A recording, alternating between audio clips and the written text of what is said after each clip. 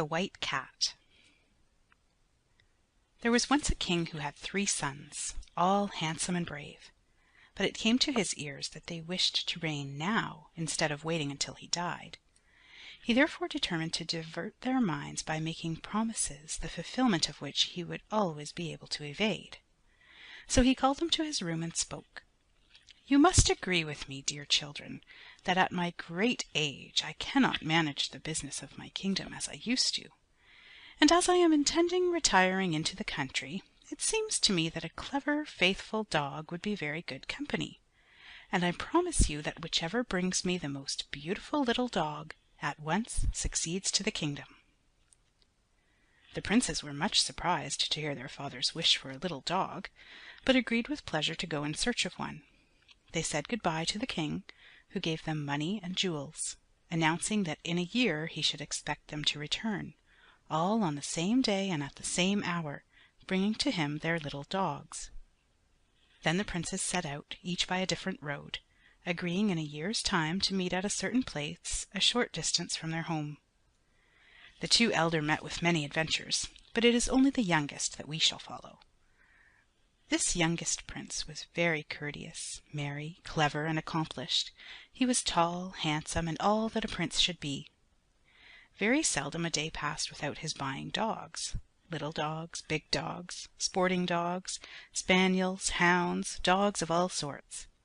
When he found a beautiful one, and then came across a still better, he let the first one go, for being alone, the princes had declined to take any attendants. He could not take charge of 30,000 or 40,000 dogs. He traveled on, keeping to one road, until on a certain night, during a storm of thunder and rain, he lost his way, and after some wandering arrived at a most superb castle, where nobody was to be seen but about a dozen hands all holding torches. Other hands pushed him forwards, and guided him through one apartment after another, all so rich in precious stones and beautiful paintings that it was like enchantment. After passing through 60 rooms, the hands stopped him, and here the wet garments of the prince were taken away, and he was clad in raiment of the most exquisite description. The hands then conducted him into a banqueting hall, where entered a little figure not 2 feet high, covered with a long black crape veil, followed by a great procession of cats. The prince was too much astonished to move. The little figure approached him, raising the veil, and he saw the most beautiful white cat he had ever beheld. Addressing the prince, she said, "King's son, welcome! My feline majesty sees you with pleasure." "Madam Cat," replied the prince, "it is very good of you to receive me thus, but you are not an ordinary cat. Being able to speak and possessing this superb castle are proof of that." After they had conversed a little while, supper was served to them, during which the prince entertained the cat by telling her all sorts of news, and he discovered that she was well informed as to what was taking place in the world. Supper over, various cats came in, dressed in fancy costumes, and danced a ballet. Then the white cat bid her visitor good night, and the hands which had conducted him before led him to a bedchamber. Early the next morning the hands awoke him, and dressing him in a handsome hunting costume, led him to the courtyard, where he found the white cat upon a splendid monkey, with about 500 other cats assembled, all ready for the chase. And never had the prince enjoyed anything so much, for although mounted only upon a wooden horse, he rode at a great pace. Day after day passed in such delights as made the prince almost forget his own country. "Alas," he said to the white cat again and again, "how sad I shall be to leave you. I love you so dearly. Either become a woman or change me into a cat." A year passes very quickly when one has no care or trouble and is enjoying life. But the white cat knew when the prince should return home, and reminded him, saying, "Don't you know you have only 3 days to look for the little dog for your father, and that your brothers will have found the most beautiful?" Then the prince came to himself and cried, "By what charm have you made me forget what is so important? Where shall I find the dog, and a horse swift enough for such a journey?" And he was in great distress. The white cat comforted him, however, saying that the wooden horse would take him to his journey's end sufficiently quickly, and that she would herself also provide the little dog. Then she handed to him a walnut, saying, "Put your ear to this shell, and you will hear him barking."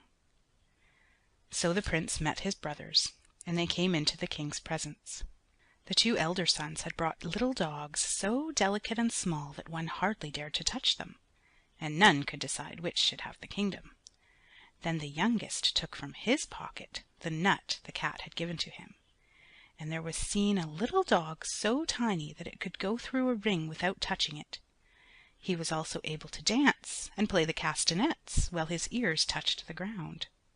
The king was embarrassed, for it was impossible to find a flaw in this lovely little creature. However, as he did not desire to part with his crown, he declared that they had succeeded so well in their first quest that now he should like them to search by land and sea for a piece of linen so fine that it would pass through the eye of a very small needle. Then the 3 princes set out once more, but the youngest mounted his wooden horse and repaired at once to the White Cat, who was rejoiced to see him, and the second year passed by as the first had done. When the day came round appointed by the king for the return of his sons, the 2 elder appeared before him, and without awaiting the arrival of their brother, displayed their pieces of linen, which were of a fineness quite astonishing. But although they would pass through the eye of a large needle, through the small needle the king had selected they would not go. There was much murmuring at this, and while the brothers were disputing the king's decision, a charming sound was heard of trumpets and other musical instruments. It was the youngest prince, who arrived in a chariot with outriders and numerous attendants, all of which had been provided for him by the White Cat. After respectfully greeting his father and embracing his brothers, he took out of a jeweled box a nut which he broke. On breaking the nut he found a cherry stone. The stone was broken, and there was the kernel. In the kernel was a grain of corn. In the grain of corn a millet seed, and within that a piece of linen so fine that it passed 6 times through the smallest needle's eye, and moreover on it were exquisite paintings of people and places without number. The king heaved a deep sigh, and turning to his children he said, "Nothing pleases me in my old age so much as your deference to my desires, and I wish to prove you once more. Travel for a year, and he who at the end of the year brings home the most beautiful girl shall marry her and be crowned king on his marriage. I promise you that I will not defer this reward any longer." Our prince saw the injustice of all this.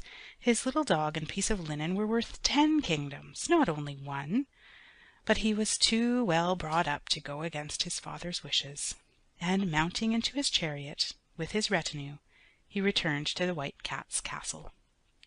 "Well, king's son," said the White Cat, "you have returned once more without your crown?" "Madam," answered the prince, "your gifts should have gained it for me, but I am convinced that the king would have more pain in giving it up than I should have pleasure in possessing it." "Never mind," she replied. "You shall not neglect anything that may deserve it, and if you must conduct a beautiful girl to your father's court, I will look for one so that you may gain the prize. Meanwhile, let us be happy." If the cat had not taken pains to remember the time when he must return to the court, the prince would surely have forgotten it.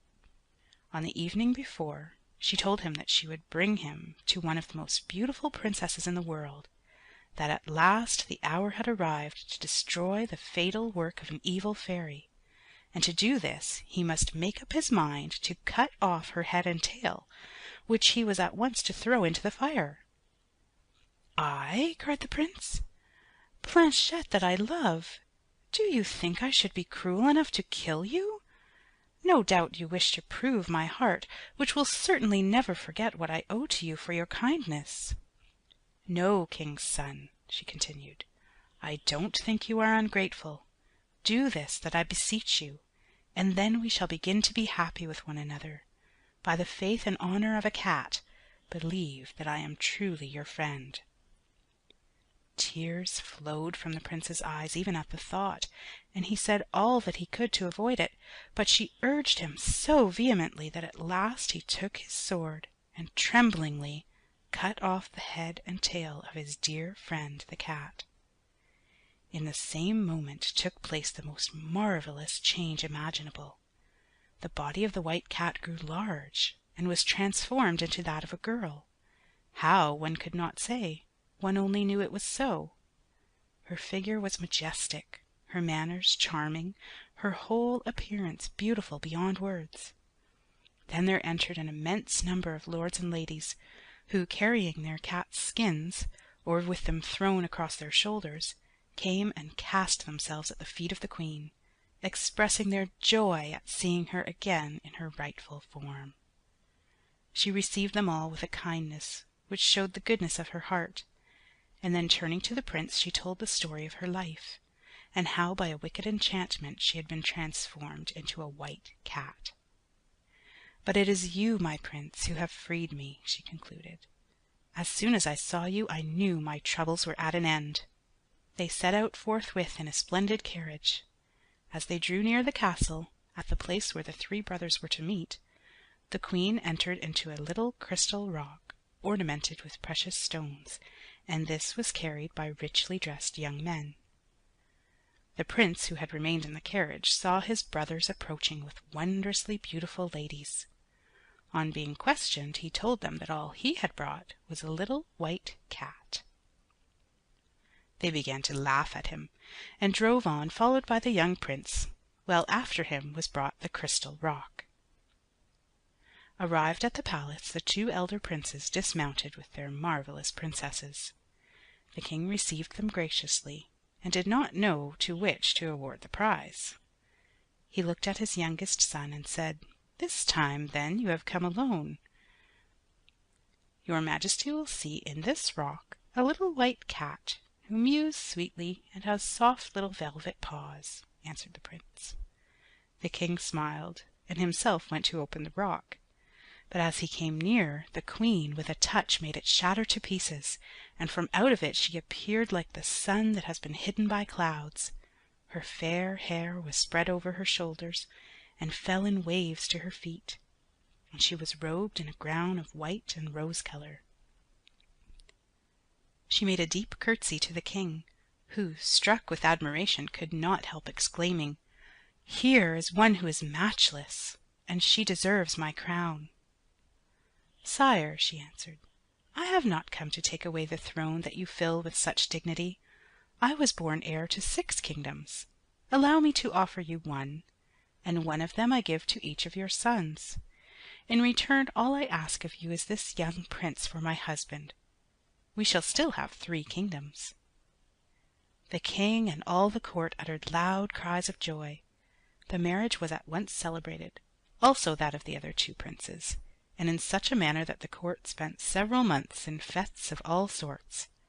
Then each one of them departed to govern his kingdom, the white cat making herself ever remembered as much by her kindness and generosity as by her rare merit and beauty.